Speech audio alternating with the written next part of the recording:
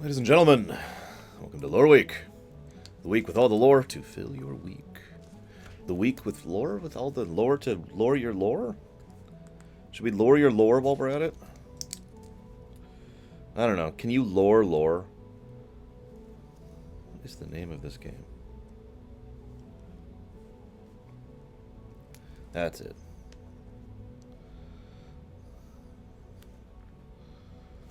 Okay. Sorry. I had to check something in my notes really quick here. I'll just check my emails. That's a good thing to do, right? I'm not even sure if the chat's going to be working, so... as with yesterday, we're actually on a brand new system. Well, okay. Chat's working. That's good to know. We're actually using OBS Studio for streams instead of OBS Classic, even though OBS Classic is better in every way, and to try and fix the chat issues we've been having. And it looks so far like this has been going. By the way, Zed, you should totally audition. Seriously. Do it, man. Do it. Do it. So, we do have a Gray 17 this week for you guys. A Gray 17 comment. So, I have made the comment before that there is... Oh, am I on the wrong playlist?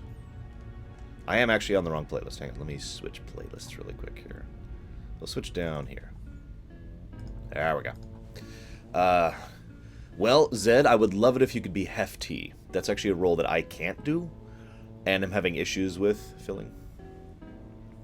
Well, there's a couple things I don't like about Studio. First of all, there's no preview. In other words, I have to go and actually... There's no stopping a stream. There's no starting a stream. It's always on. The only thing that changes is whether or not I hit go or not. Hey, Spookleven. And so I don't like that. I don't like the way it does the audio. That's mostly because I was used to the old way and I knew how to do audio balance, and now I'm going to have to learn audio balance all over again. And this is really important. I don't like how it does green screen. Do you know how long it took me to get this green screen working on OBS Studio? That's actually why I originally didn't use OBS Studio. When OBS Studio first came out, I tried to green screen it, and it literally wouldn't work. Completely would not work. They have since added to the green screen mechanic, the chroma key mechanic, plugin, to make it a little bit better. But I need a green screen. So I completely got rid of it and uninstalled OBS Studio because of the lack of green screen effect. Now, as you can see, I have since figured that out, but it's still a pain in the ass to do, because over in OBS Classic, I'm just like, boop, green screen, done. Here I have to be like, okay, let me manually adjust it every frickin' time using sliders. What would its special ability be? What's the ability of the book class over in FF Tactics? I can't remember what it is. It's like Scholar or something like that. Anyways, I do have a Gray 17 for you guys this week. So, this is actually in a Reddit thread. I made the comment in World of Warcraft that Warlocks, in terms of lore, were the strongest of the classes. It was actually a question I got asked like 20 times across the lore run. And my answer was always the same. Warlocks, not counting player characters, just in terms of the specialization in the lore of the setting, Warlocks were the strongest because they had the availability to be strongest, because all they have to do is burn more of themselves to do more.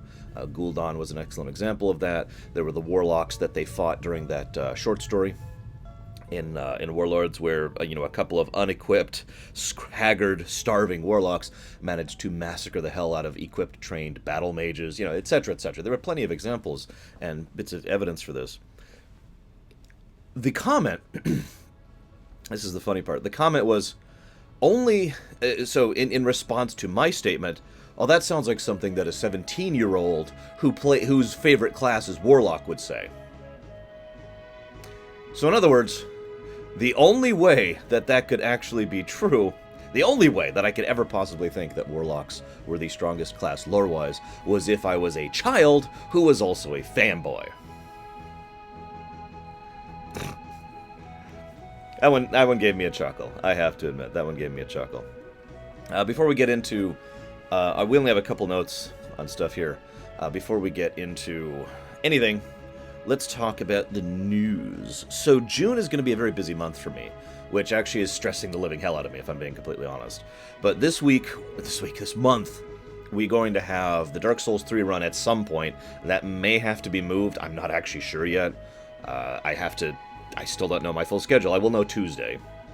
So we're going to have the Dark Souls 3 run, co-op run, we're going to have we're going to have the 4-job fiesta, which I'm actually really looking forward to. In fact, I'm looking forward to it so much I almost started it early. We're going to have E3, which we're going to be covering, of course. And I feel like there was another thing. Was there another thing?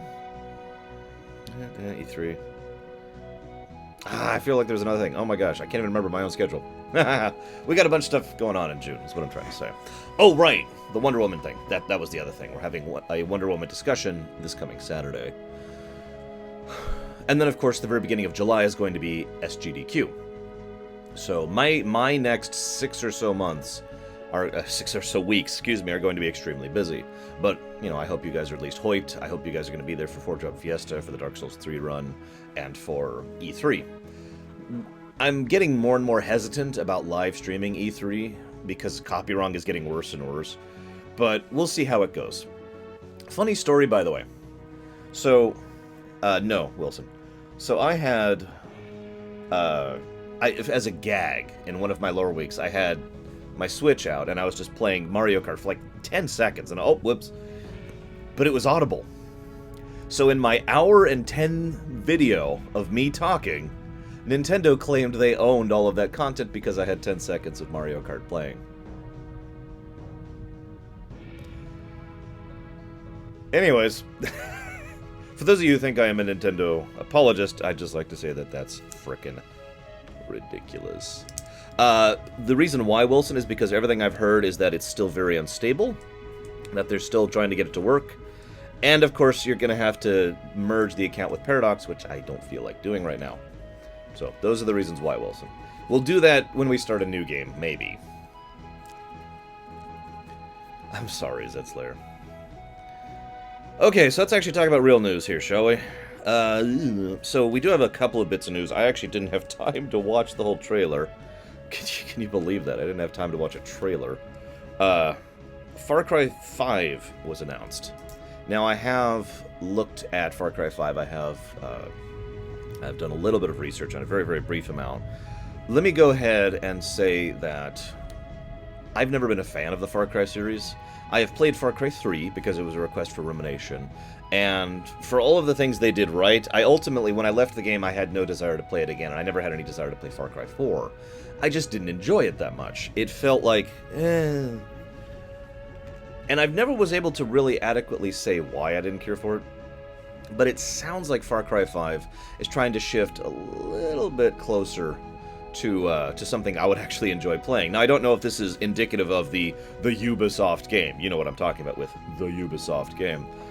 Ghost Recon, I believe, is the more recent one that is basically just Ubisoft the game in a nutshell. How's the audio volume, by the way? Hey, Huthar. Hey, Larian. Apparently, we're going to be playing in Utah, I think it was, where there's this crazy megalomaniacal religious freak who has been building up his own militia to purge the Americas. So already I'm liking it. And there's going to be some of the usual mechanics. Hang on, I actually have a list here. I should just refer to my own notes. Oh, right, before I forget, the voot for next Sunday is up. Feel free to go voot. Sorry, I meant to link that earlier. I have had no time. Okay, so, here we go. So, the cult, the project at Eden's Gate, that's what it's called, in a fictional place called Hope County, which is a section of modern Montana, excuse me, not Utah. Hey, it's going to be, you know, townspeople, militia, hicks, all sorts of that. You can actually play a man or a woman, oh my god, in a first-person game. Sorry, I'm not gonna go into that. I've seen some of the cutscenes. They do look amazing. That's not really surprised. Oh, god damn it. Really? Okay, so this is funny, because this is actually the second straw poll I set up, because the first one's screwed up, and I can't edit a straw poll once it's up. And I also apparently can't delete a straw poll once it's up. Hang on, don't post... No, stop. Hang on. I'm just gonna delete the straw... Okay, here we go. I can delete the straw poll if I go to here. Hang on. Okay. So it's gonna be June 4th. Hang on. God damn it, June. Frickin' straw poll. Everyone tell me that it says the 21st of May 17 more times so I can get the information. Because if you don't tell me 17 more times, I might not hear it. Okay, here's a storm. Don't screw up this time. 6, no tournament. 4, Mass Effect 3. And that's everything, right? Like, I feel like someone was lobbying for something to be added. Yes, multiple answers. Yes, show. Yes, duplication checking. Yes, enable comments. Yes, make the frickin' poll! God, straw poll. Here's the real poll. The other poll shouldn't even exist now. Yes, assuming it deleted correctly. So, Far Cry, right? Oh, that wasn't what I was thinking, Zed. There was something else. No, we're not doing Elite Force multiplayer.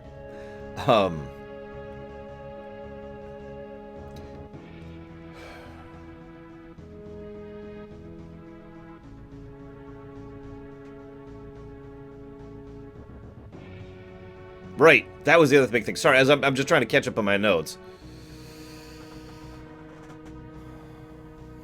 Thank you, Spellgloben. So there's going to be dogfights. There's going to be aerial combat. That's kind of neat. I mean, you know, Battlefield 1942 is always fun. There's supposedly, this is all in the realm of conjecture. There's supposedly this whole thing about how you can approach any given target spot from any direction and deal with it any way you want to. Now, maybe it's just me, but I thought that's kind of how it was in Far Cry 3, so I'm not sure how that's any different, but what do I know? And,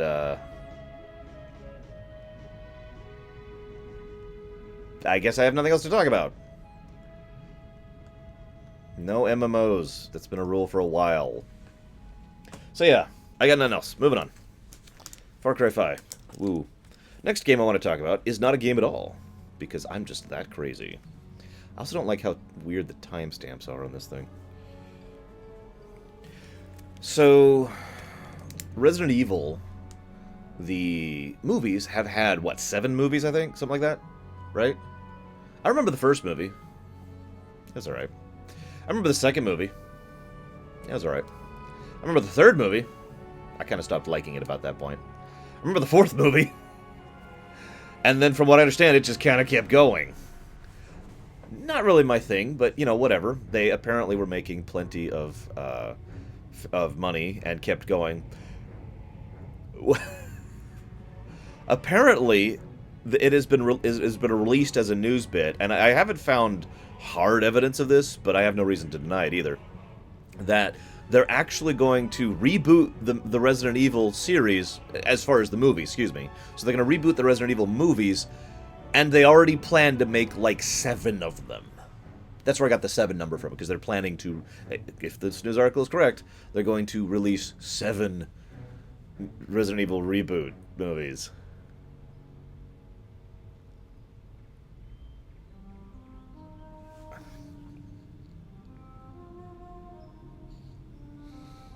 I'm not actually sure what to say about that.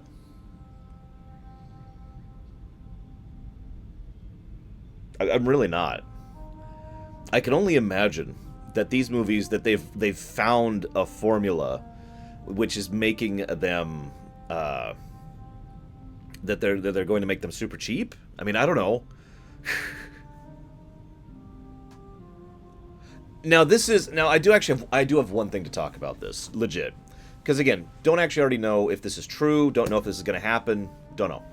But this would be the kind of thing I could totally see happening now, because that's where movie culture has shifted to with regards to development. Because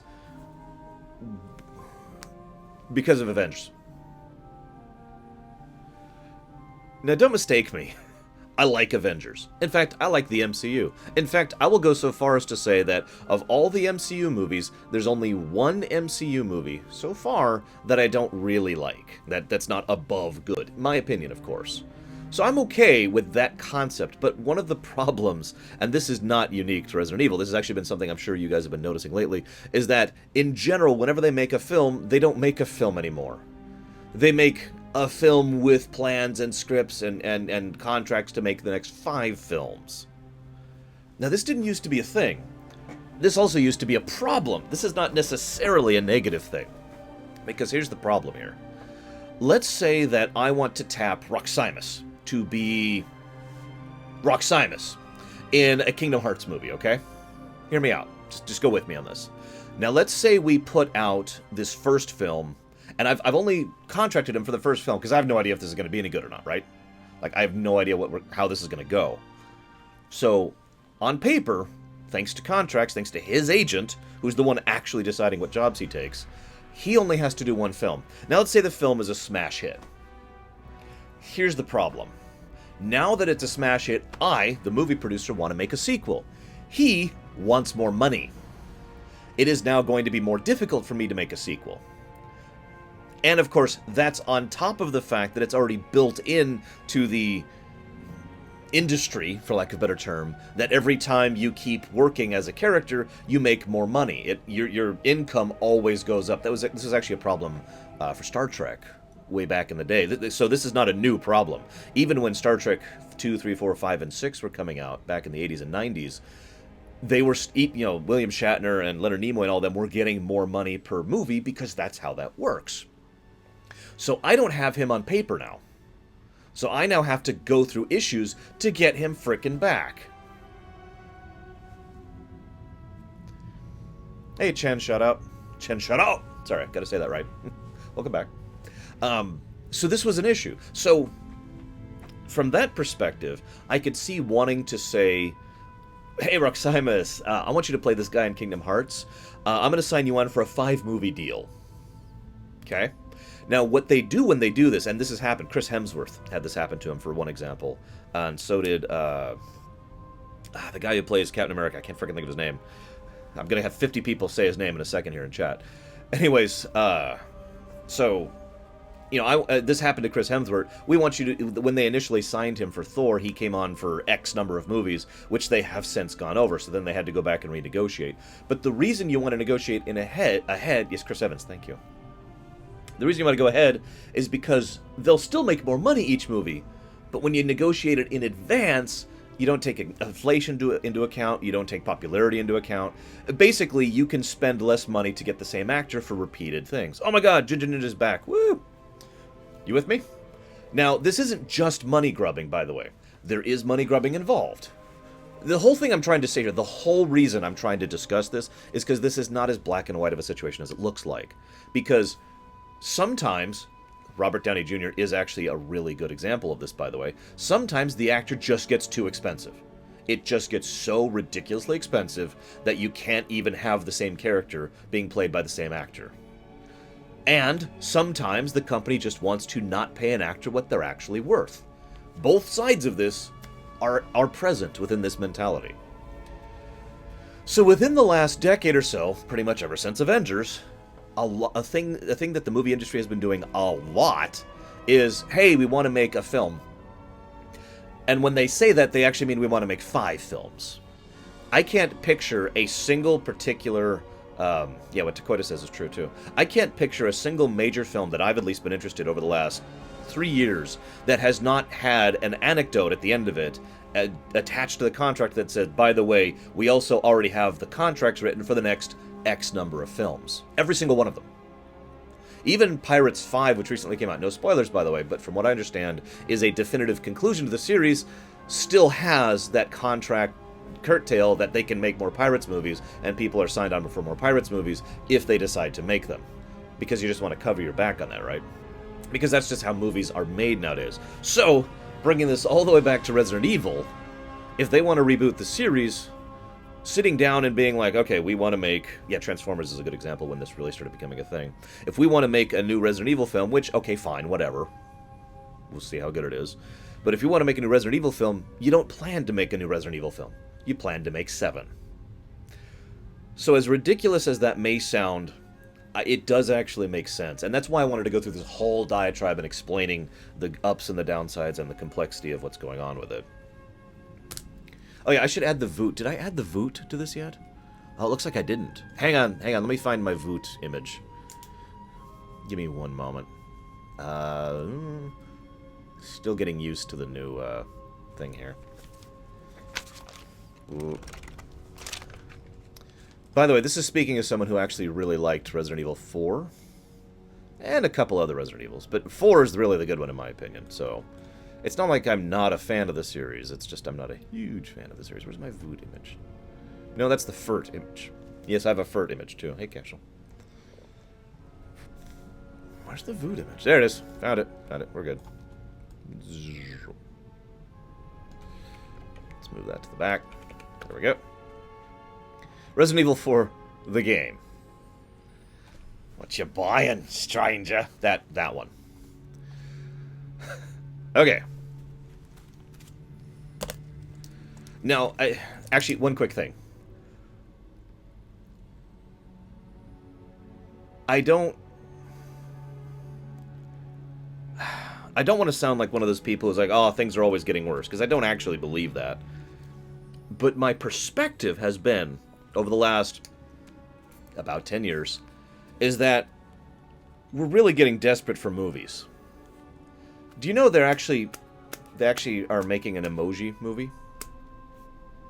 A movie about emoticons on a phone. They're doing that. Did you know that they've already done a Battleship movie? Because that's still the example. I've said this before. We've already had a Battleship movie. We've already peaked. It doesn't get worse than that. We already made a movie about Battleship. Everything else is just reaching to that level. I have the weird feeling that the movie industry has reached the point where movies have become so normal and so ordinary that we're getting to the factory standard level. I don't know if you know what I mean by that. I'm sure you do. But I bring this up, again, with regards to Resident Evil, because why do a Resident Evil reboot? Right? Why reboot the series? Well, it's probably the same reason they've been rebooted this other 17,000 series that have been doing recently. Because it's like, well, we could make an interesting film, or we could reboot this other film, or we could make this film, or we could reboot this other film, or we could bring back this other thing. I mean, it's... Right? Now, the reason I don't want to say that things have been getting worse is because we have had really good creative films over the last few years. And the problem is I have to remind myself of that. Because so much of the marketing attention has been on the reboots and the remakes and the remasters and the reboots of the remakes and the remasters. You know, we recently had an Alien film, right? Which was designed to kind of bring back to the Alien series. We're having a new Blade Runner. We had the reboot of RoboCop. We had, I know there were others in the last few years, right? Reboot, remake, and occasionally prequel and sequel, just right? I have to remind myself that A, that's not necessarily a bad thing, but B, and far more importantly, there have actually been good films that have come out. And forgive me for pointing out to a really stereotypical example, but the Lego Movie. Yeah, I went there. Total Recall, that was the other one I was actually thinking of. Lego Movie. I'm sorry, but in my opinion, the Lego Movie was a creative breath of fresh air. Whether you like it or not, they took Legos and really ran with it. Martian came out recently. The Martian. You know, took an idea and just kind of ran with it, right? So, again, I don't want to sound like one of those people that's like, oh, everything's getting worse. But I have noticed, I still need to see Lego Batman. I have noticed that the marketing of the movie industry has been really pushing the reboot remake thing way more than everything else. And again, I feel the actual reason behind this is because we've reached factory standard, to the point where the industry is so used to itself and is such a well-oiled machine that they can literally, and more or less figuratively, churn out movie. I mean, we are actually producing more movies per year than we have, I think, ever at this point in time. And anytime you have a higher amount of production, you're going to have some dreck, because the percentage has gone up. I actually have a concept for this. I forget what it's called. It's like sample size theory. That's what it is, sample size theory. If you have 10 people, and one of them is a jerk, you have a 10% jerkitude, right? If you have 100 people, then 10 of them are a jerk. But 10 people are louder than 1. So even though it's the same percentage, it sounds more. It sounds worse, right? And I think that's kind of what we have going on here with movies.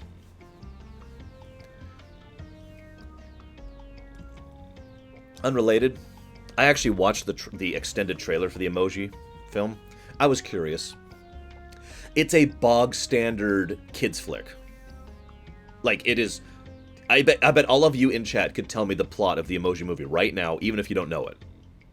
I'll just go ahead and tell you it, just in case you don't know which bog standard I'm talking about.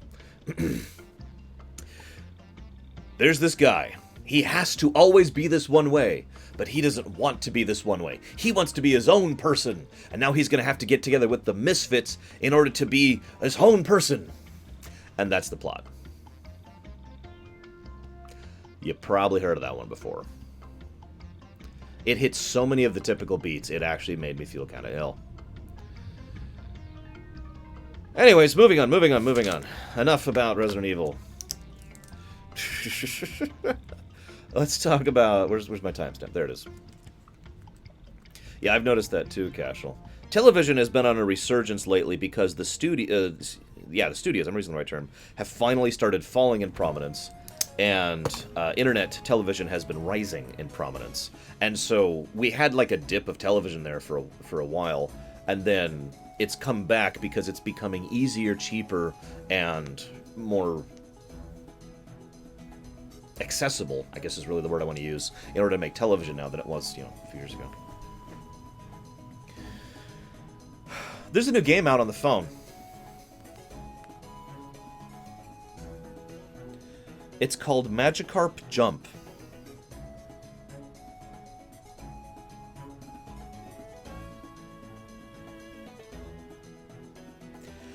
Now, I want your gut reaction before I go further than that.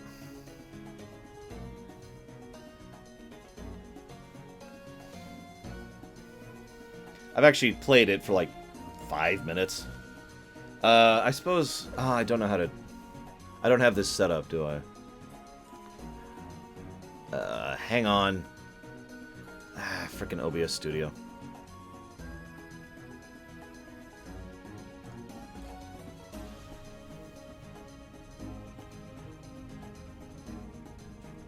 Come on. There we go. There we go. Okay, hang on. This is going to be super crude. High production values. Because that's what we believe in here, is high production values. We love high production values on my show.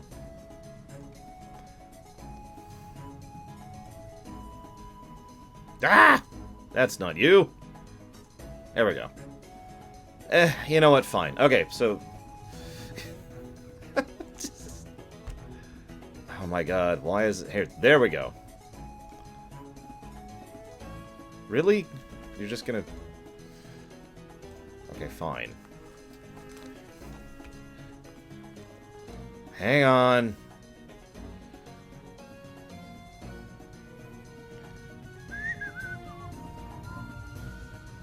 I can make this look good, I swear. It's just, this is OBS Studio, because it's crap. There we go, 416. Nope, a little more. Alright. We have the phone game. Okay. So. Yeah, let's turn on the sound.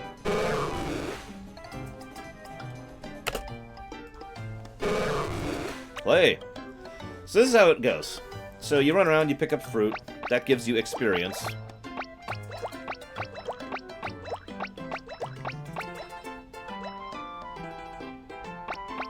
You get decorations, which give you more experience. You know what? Let's go training. Let's train our Magikarp guys.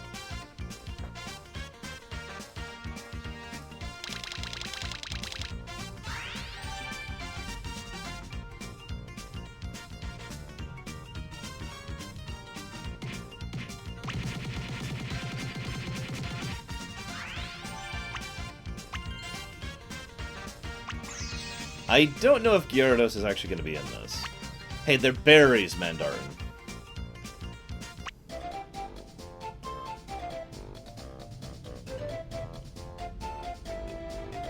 Oh, should we do it?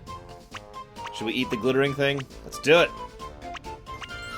Yay, it's some gems. Woo! Also, this has microtransactions because of course it does. Yay, level 13. Okay, we should be able to do a league battle now. It's time to do a league battle, ladies and gentlemen.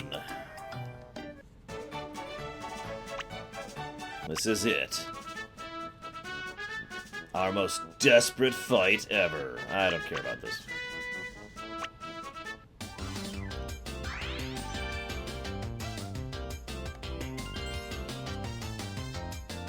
Yeah, the microtransactions are completely unnecessary in this case. I don't even know why they exist. We won! Woo!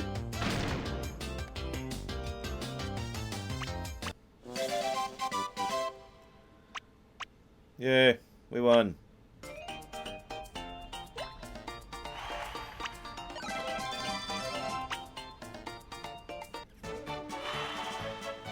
So, yeah. That's the game. I've pretty much shown you the whole thing. There's really not much else to it. The main reason I wanted to showcase it is because whether you're going to like it or not is, of course, going to depend on you. That's obviously not something I can do anything about. I found it cute. It's basically just it's basically a joke game, but then they stop playing the joke about 5 minutes in, because the joke is like they even have a section early on. It's clearly designed for people who at least know what Pokemon is, because like right at the beginning it's like, all right, choose one of these 3 Pokemon. They're all Magikarp. They're all the same Magikarp, because it's Magikarp. There's nothing else to it, you know. Okay, go catch a Magikarp. It's okay. It's a Magikarp because, right? I mean, that's pretty much the joke. It's the story is centered. There is actually a story is centered around this town where all they have is Magikarp. That's like the only Pokemon they've got there, and so they had to do something with it. So they decided to make their own Pokemon league with Blackjack and well, none of that. They decided to make their own Pokemon league, which is just 100% Magikarp. And it's all about them jumping. You saw the jump actually in the fight there. So they have to go, Hua! And whoever can jump the highest wins. And that's the thing. that's the story of the game, and that's the approach it takes. It's fairly simplistic. It's excellent for kids. Like I said, I actually am going to keep it on my phone if for no other reason than to have my niece play and see if she likes it. You can catch food, that gives you experience. You can do training, that gives you experience. You can do matches, that levels you up, the trainer. Near as I can tell, that's the full extent of the complexity. I do have a topic here, other than showing the game off. And that's the fact that it feels typical of Nintendo's mobile approach so far. I liked Mario Run for what it was. I liked Fire Emblem Heroes for what it was. But the problem both games have significantly is that there's just not enough there. One of my biggest points about Super Mario Run is, man, I can't wait until they add more levels, more modes, more challenges. They haven't done that. Here's the default levels, all right, and then they just let it sit and walk away from it. They haven't been supporting it, in other words. Fire Emblem Heroes is basically Fire Emblem Light. You know, terrain matters a little bit. The stats are simplified significantly. Equipment is basically thrown out the window. And, you know, there's a whole system of eating, you know, one hero eating the other hero to gain their abilities and all that stuff. But that's about it. It's very, very basic and simple. The only thing that has me still having Fire Emblem Heroes installed on my phone is the fact that they are occasionally adding more story to it. And, you know, developing the plot. Which so far is a pretty bog standard Fire Emblem plot, but, you know, whatever. And it's the same thing with this thing. This looks like a neat concept, but they're not, near as I can tell, they're never going to do anything with it. It's just going to be, okay, Magikarp, jump, eat, train, jump, and that's going to be the extent of the game. I don't know what I can make of that. And I also want to point out that there are, I mean, it's not like Yes, Little Billy. It's not like there aren't Nintendo games, Nintendo developed games, I should be more clear, that have complexity to them, that have depth to them. It's just their approach to mobile gaming so far has been extremely simplistic. I'm not sure why. I mean, granted, this is their first thing.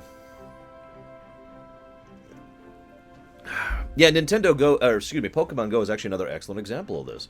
If they kept pushing Pokemon Go, I believe without hesitation it would have kept being a phenomenon. People would have kept playing it and enjoying it. They stopped producing content for it. They stopped doing anything with it.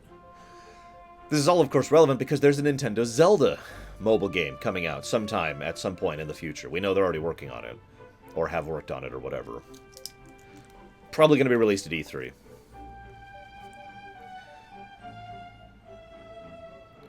Wow, I've talked for 35 minutes on 3 bullet points. Maybe I should save the rest of my notes for next week. I'll talk about one of them. Should I talk about leveling, Injustice 2, or pre-battle strategy? I'll let you guys decide. Which one should I talk about?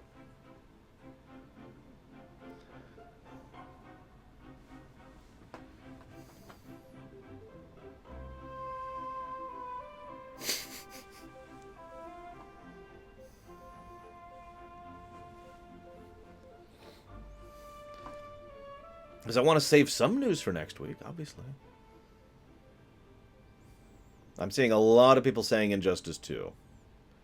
Hang on. 1, 2, 3, 4, 5, 6, 7, 8. Nope, can't do it. Can't cover all 3. I gotta save some material for next week. You want me to talk about pancakes? No, I gotta save material, guys. Let's talk about Injustice, because we're getting further and further to the point where that actually isn't going to be relevant. So for those of you not aware, Injustice 2 came out, what, last week? Week before last? Sometime. I haven't played it. I have no plans to play it. Who out there is a total weirdo? I'm just curious. I mean, I am, obviously. I'm a total weirdo.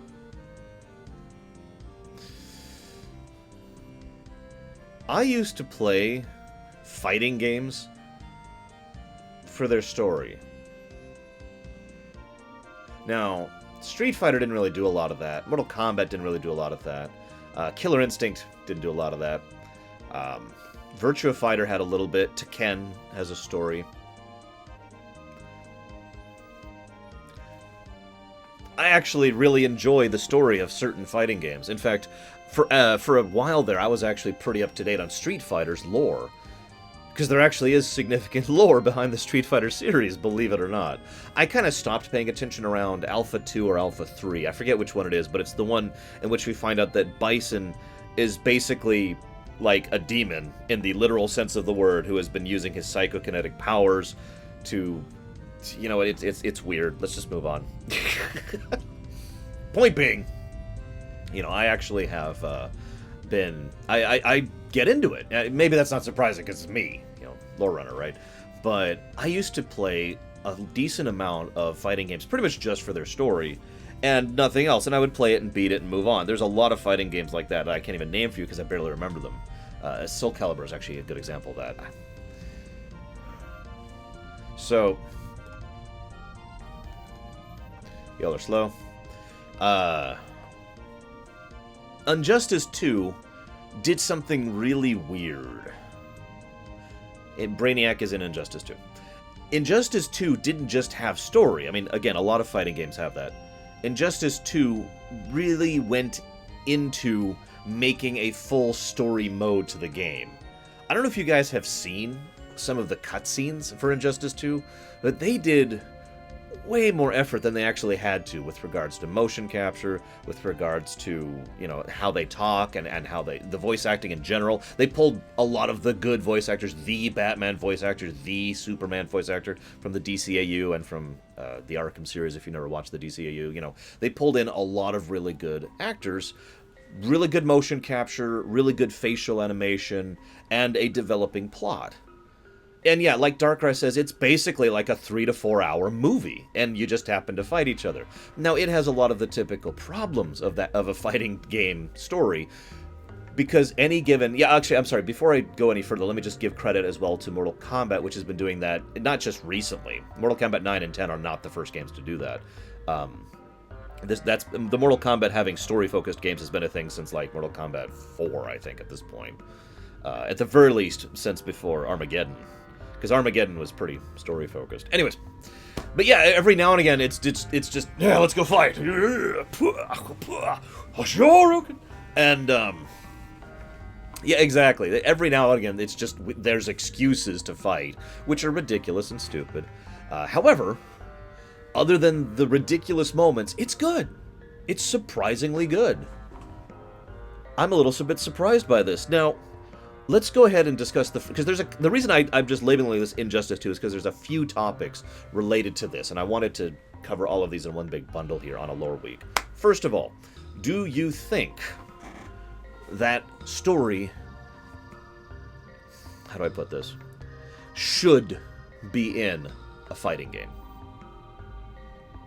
Look at the top of your screen, Notherzone.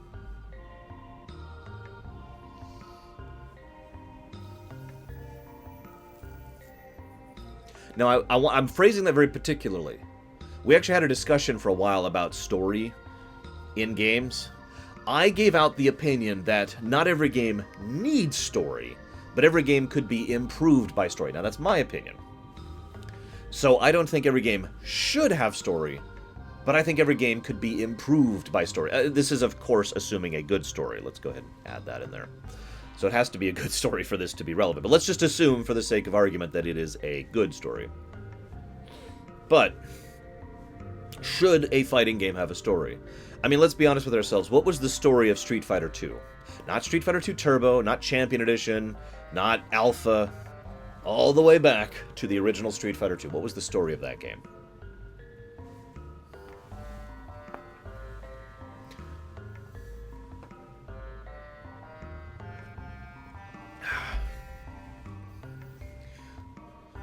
Now, of course, I am using story, which is this, as opposed to plot, which is this. There was the full extent of the story in Street Fighter 2 was in the, like, 3 frames of ending. That was it. Like, you won, you beat Bison, and then, you know, a couple of stills would show up talking about the character, and that's basically it. That was the extent of the story in Street Fighter 2. Then they kind of started adding on to that with Champions Edition, Turbo Edition. They started building up the backstory. You know, there was the book, actually, that came out there. I bet most of you don't even remember that. Yeah.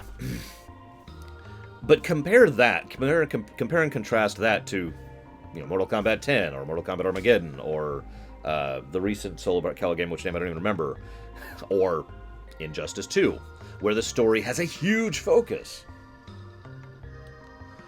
Now, it is my opinion that story is...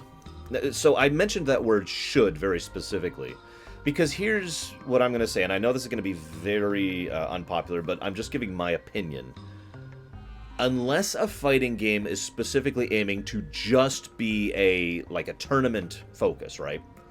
In other words, that's kind of a different game. That's a different thing. If a fighting game just wants to be a tournament game, then no, you don't need any story. It's a tournament game. Make sure it's nice and balanced, make sure it's nice and flashy, make sure it's nice and complicated, and go put it over there and have people do tournaments about it and be awesome. Let's assume for a moment that that is not your focus. That all you want is that you want something more than just to be a tournament game. Not that there's anything wrong with being a tournament game.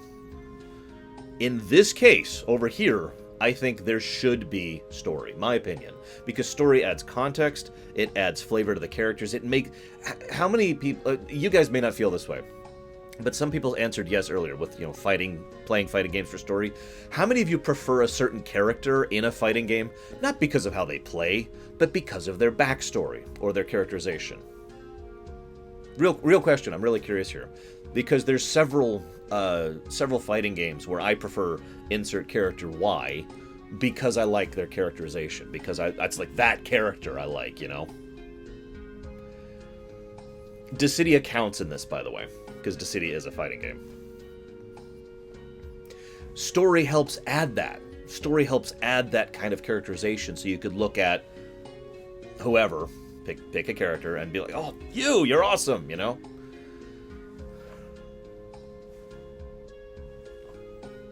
Let me give you a direct example from mine. Dissidia 1. I was really good at Dissidia 1. Like, really, really good at Dissidia 1. Not top tier, but like 2 or 3 tiers below that. And my best character was the Warrior of Light. Purely gameplay-wise.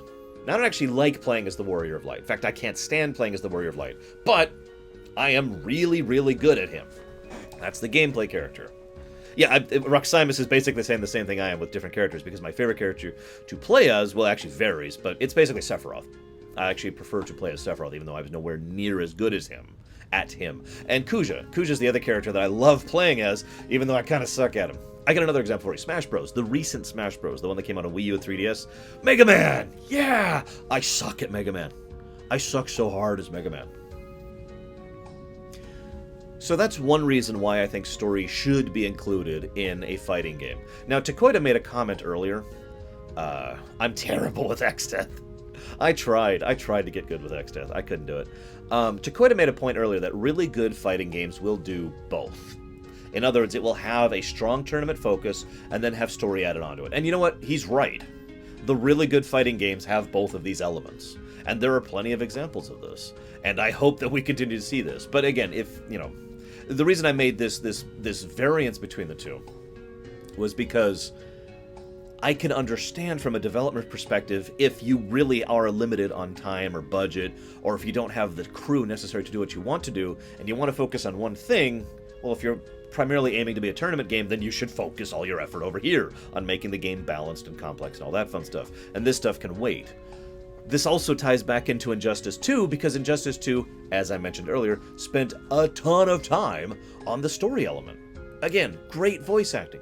Great animation, great facial tics. I mean, I go YouTube it. I'm not even kidding. Go YouTube Injustice 2 cutscene. I don't care which. Actually, there's a good example. Pick anything with Harley Quinn is a good example. They really did a good job of making it very well presented story.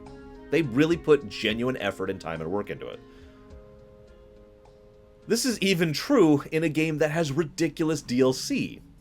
Because, I'm sorry, Injustice 2's overall DLC method, and what is it, like 4 currencies you can get, is actually genuinely ridiculous.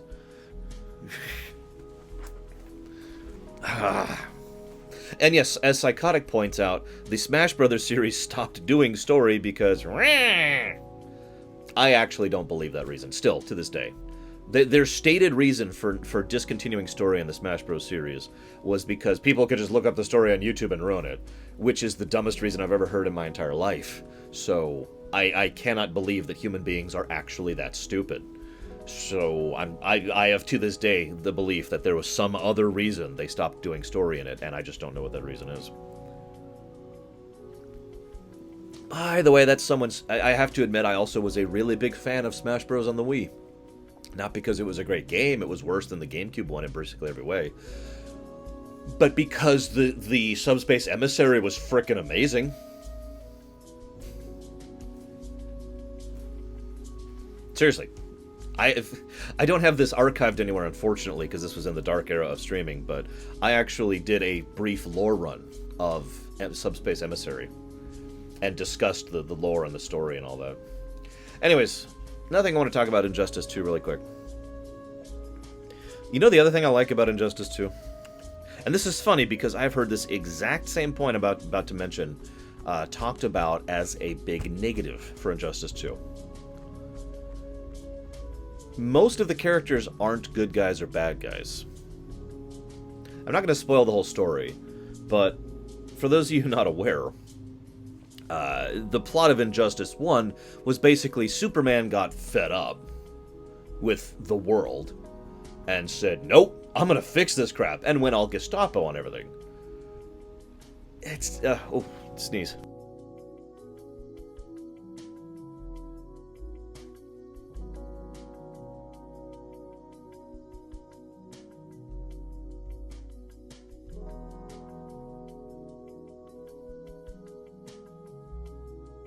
Sorry. Yeah, it's, for those of you who've seen the DCAU, it's the Justice Lord series, which I've actually referenced several times. I even use Justice Lords as a term in my own show. It's basically a Justice Lord storyline, but it's very smart, it's very well presented, it makes sense, and again, Superman is not evil in this case. I would argue stridently that Superman is not evil. And people who think he is, I just kind of look at you like, you don't get it, do you? I mean, I hate to be the person who says that, but the whole point is that Superman has finally reached the point where he's decided, I'm tired of everyone killing and hurting each other forever. I'm going to put a stop to it. He does some pretty evil things. I will not argue that. But I would argue that he, at least in Injustice and Injustice 2, he doesn't quite go over the line. My opinion. My opinion. Now, that being said,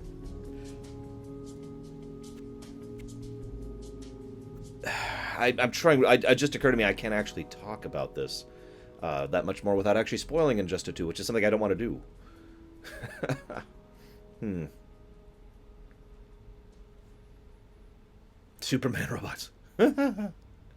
Oh yeah, there's one other thing they do in Injustice, which is kind of hand-wavy, and whether you like it or not is going to be up to you. They make it so that it makes sense so that, say, Boomerang can fight Superman, and it's not a complete curb stomp like it should be. They have a few things that makes that work. Apparently Superman massacres planets and people. Man, I do not remember that in Injustice. Anyways, yeah, I know, right, Absol? Okay, so fine. Superman goes evil. I still... I don't know. That's really... I don't know. I'll have to rewatch Injustice 1 because I barely remember Injustice 1, to be completely honest with you. I know Injustice 2 a lot better, which is funny. And I'm kind of already giving away the fact that Injustice 2 isn't really about Superman. Character design? Okay, so I don't like the character design of Superman himself. I don't really like his design. I think he looks ridiculous. Batman, he's okay. And I like basically everyone else. I think most everyone else looks awesome in the game. I think they did some really good stuff with it. My opinion.